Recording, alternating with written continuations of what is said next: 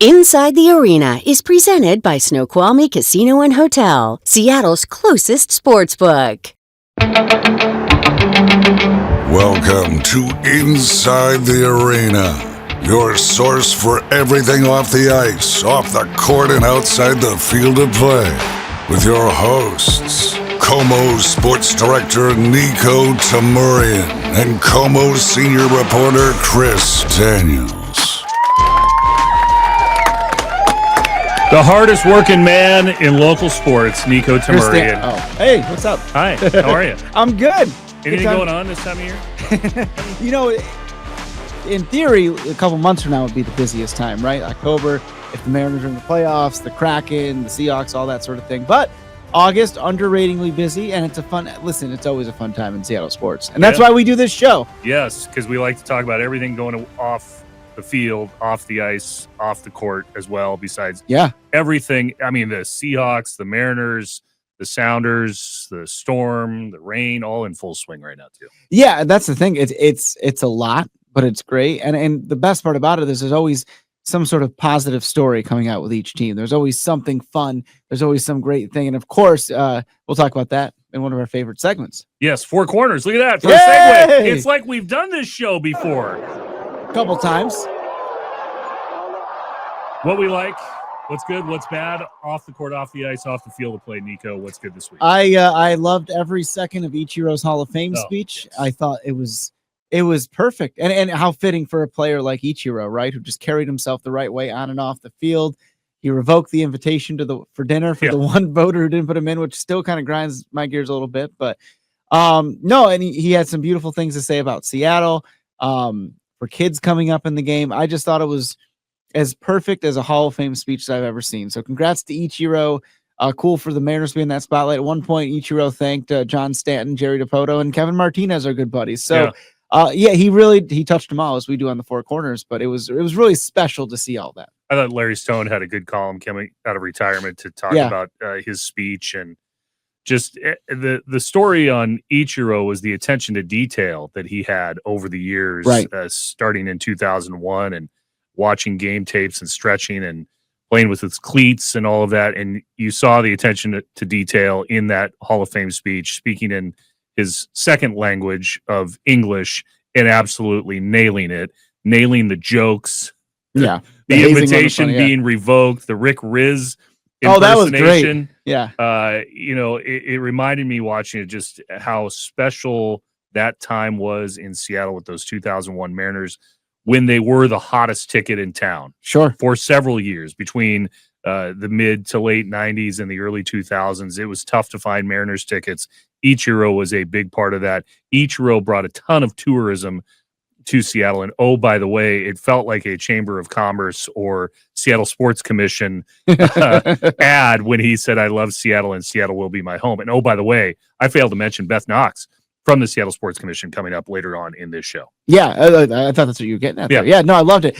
I think there were several moments, and that was one of them where you're just like, oh, thanks for saying that. Like you were saying to the TV, thanks for saying that. Yeah. It was cool. No, it was a great event. And it doesn't really pale, or it pales in comparison to Ichiro going into the Hall of Fame, and what I thought was a special moment, not only for him and for the city of Seattle and for the Mariners.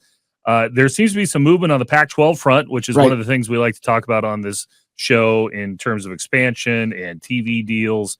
John Canzano now reporting that the Pac-12 is planning on fielding 18 sports between men's and women's, 8 on the men's side, 10 on the women's side, and is looking at adding affiliate members, meaning schools that wouldn't necessarily participate in all of those sports, but would participate in some of them, like, say, baseball or swimming, cross country, that would be Pac-12 affiliate members. I thought that was interesting as well. Yeah, I think that's a really unique thing. And what's cool about it is, you think about a sport like lacrosse that's still kind of growing, especially out here in the West.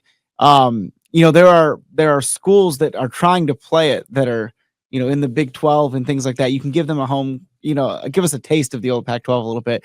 But it's a smart way to do it. It's expanding your footprint in a reasonable way when you do that sort of thing sometimes. And for some schools, depending on the situation, it could lead to more full-time memberships. So I'm excited to see where they go on that route. I was excited to see that as well. Yeah, we're just tracking that because Washington State, Oregon State, trying to build that conference from the ground up. Now have the 8 football members, 9 total members with Gonzaga. It's going to be interesting to see what schools, perhaps another football member, so they have an even number of games, and perhaps another basketball member as well. And then these, what are termed affiliate members of the Absolutely. conference. So what don't you like this week? It's hard to pick that out because there's a lot of good stuff going on. Like, you can't get, I didn't like that this team won or lost or things like that. But it's funny you mentioned the Pac-12 because that's something I wanted to talk about, because when I think about this period of time, this late summer, that's kind of when everything in 2023 fell apart, right? Like, it was a really rapid succession. Okay, Colorado came back first, which I still laugh at. That Big 12 tweet back in the day. It was like, we have one thing, they're back. I'm like, what is Colorado, the MJ of college sports? Like, give me a break. That was the stupid. I know I'm mad about a tweet from 2 years ago, but it was so stupid.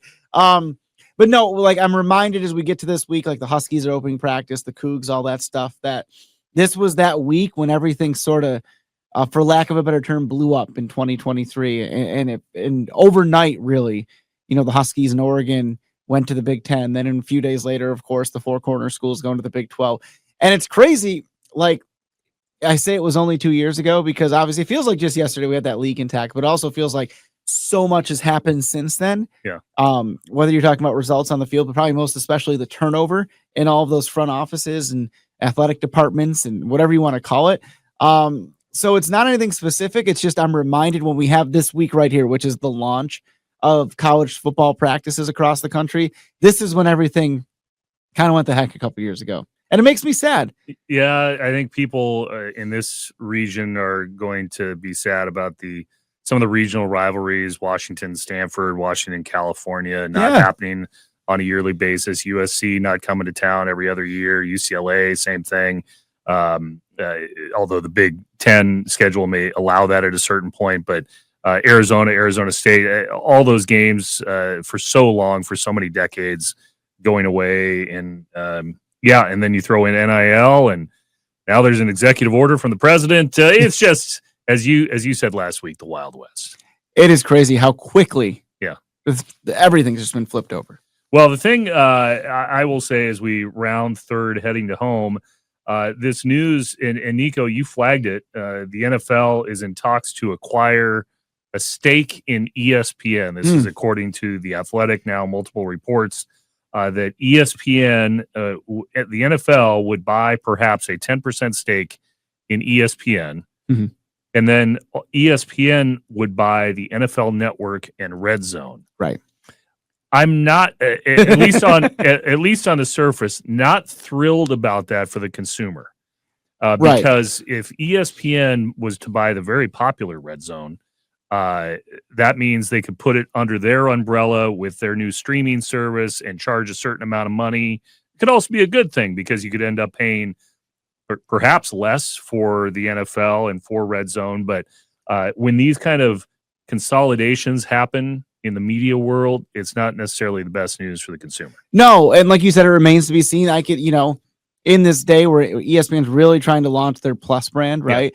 In fact, the Seahawks Monday night game with the Texans is only on ESPN Plus, not on linear or anything like that, which is kind of crazy to think about, right? Yeah. So maybe it's a good thing. Maybe you pay, I forget what Plus is these days. It just kind of gets debited every month. Yeah. You know what I'm saying? But like, you pay that and you get the Red Zone, which I think is, for football fans, it's in times better than paying for certain packages, right? Because you're like, well, I just care about these games and they show you every touchdown and all that stuff. So remains to be seen. But yes, I share your concern in that regard. No question. Sometimes if you're at 10 o'clock on a Sunday morning, the Seahawks are at 1 o'clock, all you care about is your fantasy football or betting, and Red Zone that's why Red Zone has such broad appeal. Absolutely. Yeah. Okay, should we mention the Sonics again this week in a Supersonic Minute? Because I think there is a slight, have at it, brother. A slight, ever so slight bit of news. Bill Simmons, who does not want to be referred to as a podcaster, and I understand why. He's had a very lengthy career as a writer and a TV personality. He's very plugged into the NBA. He did go on his podcast, though, and suggest that there is some movement in the NBA. And again, I preface this, Bill Simmons with The Ringer has worked very closely with the NBA in the past and did a pregame show for the NBA. He is suggesting that there is some momentum to talk about relocation versus expansion. And I'm just going to read what he said on his podcast, because he is referring to the New Orleans Pelicans, who have often been mentioned ever since Katrina as a team that potentially could be on the move. I'm going to read what Simmons said. There's some situations where there's some franchises that maybe could move to another city and be successful, and that's the other part of this, and specifically New Orleans. I don't mean to start panic on New Orleans basketball. I'm not sure there's enough of a fan base in place to even care that much, but the Smoothie King Center lease expires in 2029. This is an experiment that has not worked for 50-plus years in New Orleans with professional basketball, and if you and I owned a team and they asked us what we thought I was like, well, we definitely have enough players to go to 32 teams. That doesn't mean we should. We're making so much money from the media rights. I'm not even sure what you could give me back that would make it worth it. Simmons has floated Seattle, Las Vegas, and Mexico City as leading candidates for teams, with Nashville as another option.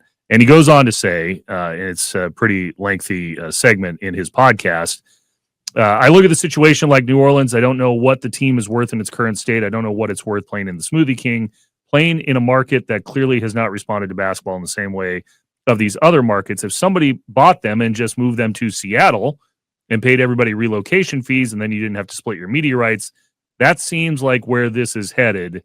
And I'm just going to say it. I think there's some buzz starting that way, that this New Orleans thing maybe is the situation. Well, you look at it from the perspective that, the reason there's suddenly this apprehension is owners led by Jim Dolan, right? Yeah. They don't want to have to cut into that $76 billion to other schools. We're just about conference room. Other teams, other franchises, right? But if you can get a fee, like he says, relocation fee that goes untouched, and you're not cutting into the broadcast rights, that would eliminate what appears to be the biggest hurdle in this whole thing. So doesn't mean expansion's off the table. Of course not, right? But maybe this is not that we ever want to see another city lose its team, because we saw the heartbreak here. You were on the front lines of that. But if it gets us the NBA, what's the Machiavelli term? Like, the ends justify the means? I don't know. Well, and I'll just say New Orleans and the horrible events of Katrina is what led to Oklahoma City hosting the Hornets so many years ago. And then when the Hornets moved back to be the Pelicans, that's really what opened the door for Oklahoma City to buy the Sonics. So, hey, there's a lot of conjecture there, but it's an interesting theory. Yeah, that makes sense, right? Yeah.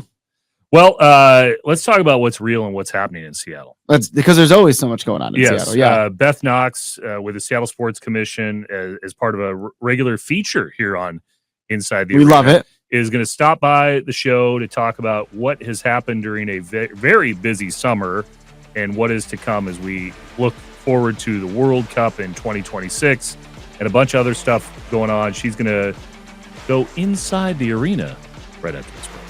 Something big is happening at Snoqualmie Casino and Hotel, and it's smoke-free. Their brand new non-smoking gaming floor is now open. Experience a whole new atmosphere that's completely smoke-free. More comfort, same excitement. Seattle's closest is now Snoqualmie Casino and Hotel. Book now and experience the luxury that awaits at Snoqualmie Casino and Hotel. Book now for an unforgettable summer experience. Visit snowcasino.com. All right, Beth Knox, Seattle Sports Commission, has been on a roll for a long time now, bringing events here to Western Washington. How are you?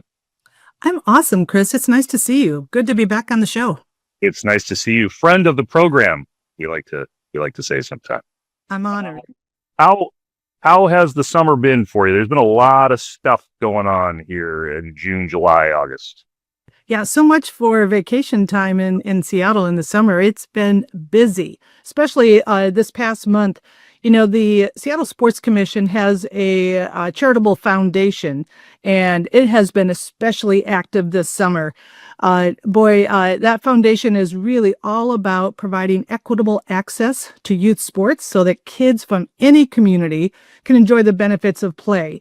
So some of the things that we've been working on kicked it off on the 4th of July with our friends from Native Youth Rise Above, Seattle NBA fans, And we went to the Seafair 4th of July event to offer a free basketball clinic for over 200 kids. We gave away over 100 basketballs. It was just so fun.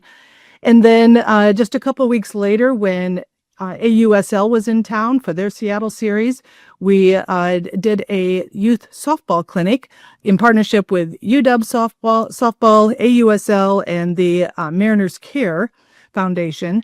Another 100 kids that got to participate in that. Last weekend, we had the sports sampling camp, and that's in partnership with the King County Play Equity Coalition that offers a free week-long camp for kids to try out a whole variety of sports that they may not otherwise have known about or have access to.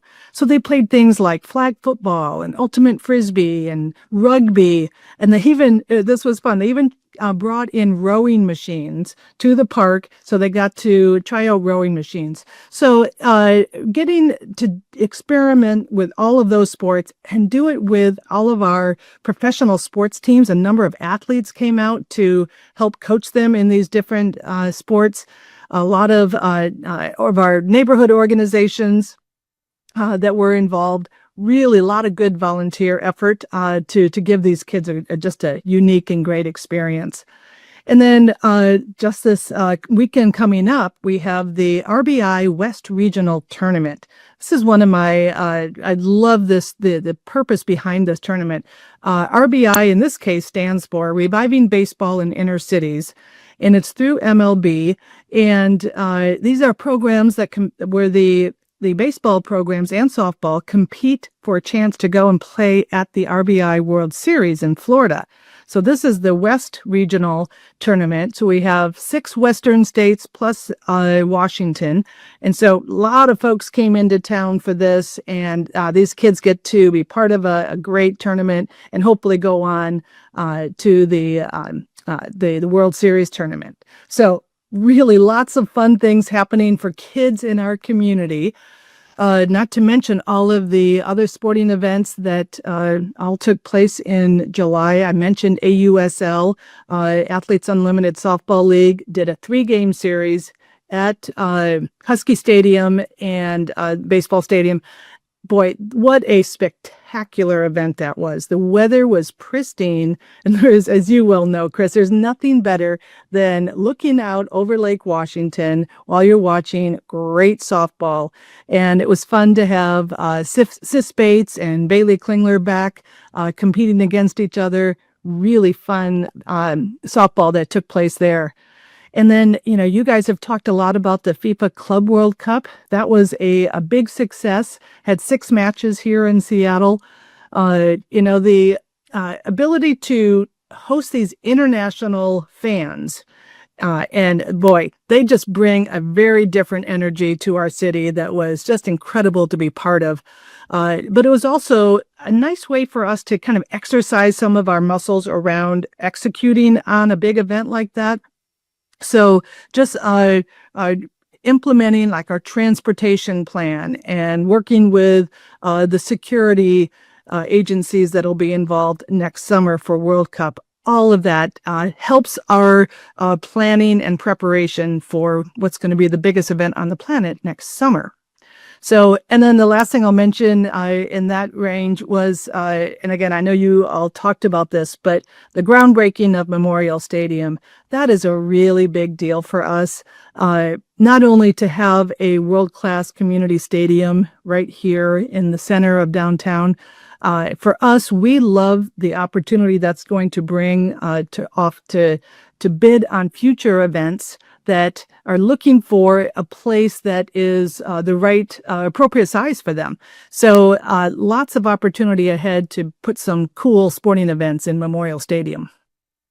Speaking of the Club World Cup, I mean, what did you learn from that? It was I attended multiple matches. The ingress and egress was different. I mean, there were certain roads blocked off. There definitely was a significant amount of security, especially through Occidental, but also like the team store was closed at Lumen Field, which seemed kind of odd to me. What did you learn? What did you take away just in terms of getting people in and out of the area and working with other international groups? Sure. Well, we partnered with a number of downtown organizations like the Downtown Seattle Association, the Pioneer Square Alliance, the Seattle Sounders, and the Rain were out there.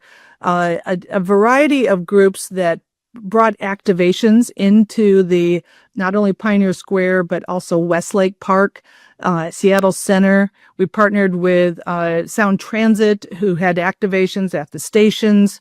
Seattle Parks, they put on watch parties throughout a number of areas throughout the region.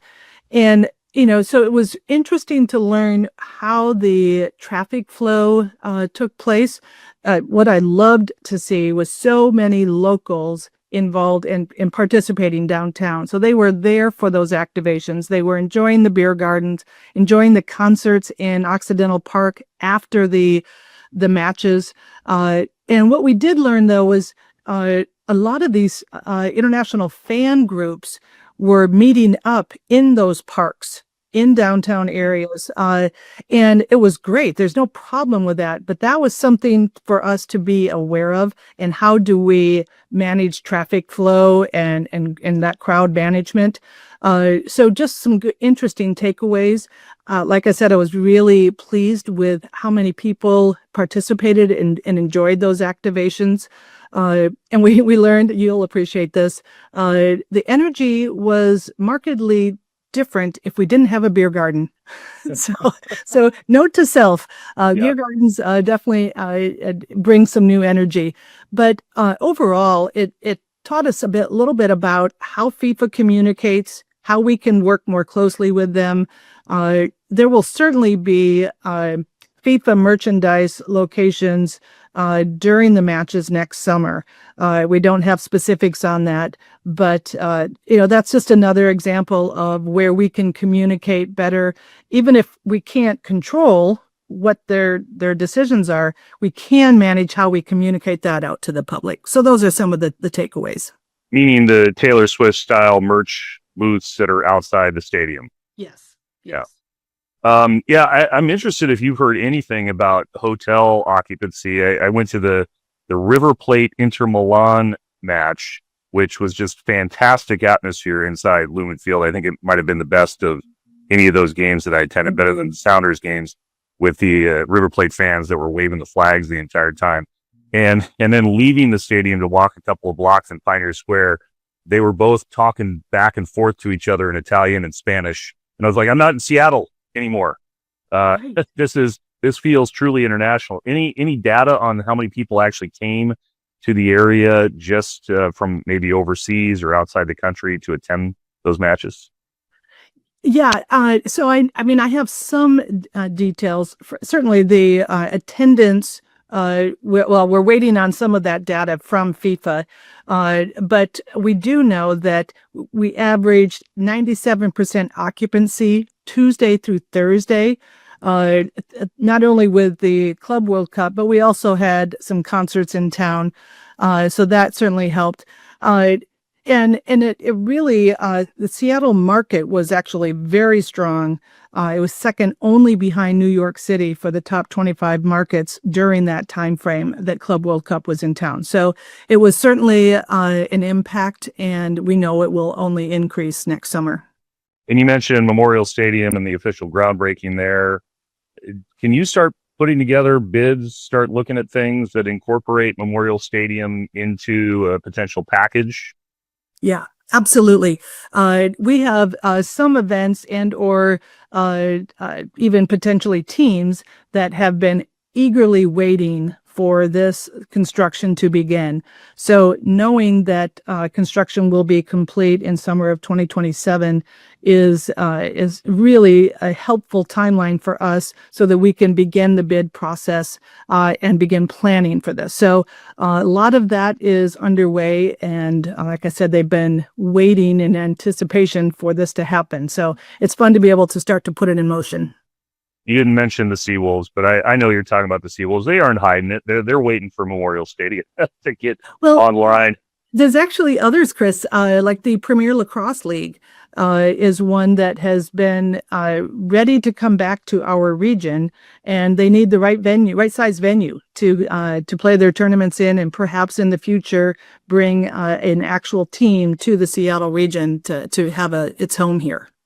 That would be fantastic. You know what else was fantastic was you were there, the unveiling of the Lenny Wilkins statue outside Climate Pledge. There's going to be another unveiling. I can't think of two better people to be the first two statues outside Climate Pledge Arena. I just thought it was a great event in terms of bringing together the community, people who had come back just to say thank you to Lenny. What does that mean to you to see a former NBA star, former coach, former player, 3-time All-Star, tied to the Sonics? He gets the first statue outside an arena that doesn't have the Sonics right now. Well, it is so meaningful, not only, and I think a little bit cathartic, frankly, to your point about not having a team here. And I know that there are less than 20 statues in the country with NBA, representing NBA players or coaches. And so that just feels like a real privilege that we had the chance to honor Lenny that way. And I agree, bringing the community together to not only recognize all of the gifts that he brought through the Sonics, but his philanthropic impact as well. So it was very special to be part of that. Yeah, it was a nice event. I think it meant a lot to his family as well. They should have done something about that MC though, that guy talking on the mic. One of these days they'll get that right. So we've got big events coming up as well. The Savannah Bananas are coming to town. Why are people so excited about the Savannah Bananas? There is something so compelling and engaging about the form of entertainment that the Bananas bring and all of their respective teams. I think that, it's this great combination of pure entertainment combined with very skilled baseball players. That combination, I think, is really special, and it is such a family-oriented event. I know that so many people were eagerly waiting for the lottery to open up to be able to purchase tickets. What I heard was that there was a waiting list of over 100,000 people trying to get tickets. So a lot of folks did two sellout nights at T-Mobile Park. It's going to be absolutely incredible. Just make sure that whoever did that face plant on CNN doesn't do that in front of the crowd. I think Right. That's a viral moment that will live on for a while. So what's next here during the summer? What's next in the weeks ahead for the Seattle Sports Commission? Well, there's a few things. One, we have tickets on sale for one of our signature events that the Seattle Sports Commission does annually, and it's October 24th for our Women in Leadership Breakfast. This is an amazing gathering of our leaders in the industry. Many of whom are women, but not all. And it just brings together a large gathering. We'll be at the Westin Hotel this year in downtown Seattle for just tremendous speakers on the topic of leadership and how we can grow as professionals. Our theme this year is cultivating confidence, which I don't care where you are in your career, it's always something that we can focus on. So that one's coming up. And then, at the end of August is the start of a race, an international sailing race that Seattle's been a part of for some time. The Clipper Round the World International Sailing Race is going to leave the United Kingdom at the end of August, and it will be this race will be literally traveling around the world. It gets to Seattle in late April. And we're excited because Seattle Sports Commission has a boat this year. So we have sponsored a boat. It's called the Power of Seattle Sports. And we are also excited that they've shared who our skippers are of the boat. And it is two women, Angela Bransma, and the first mate is Amy Smith. And this professional duo is really talented. So they're leading the Team Power of Seattle Sports in the upcoming race. So excited to have them. Really you should follow them on social, the Clipper Race Around the World. They are great ambassadors of the Seattle area.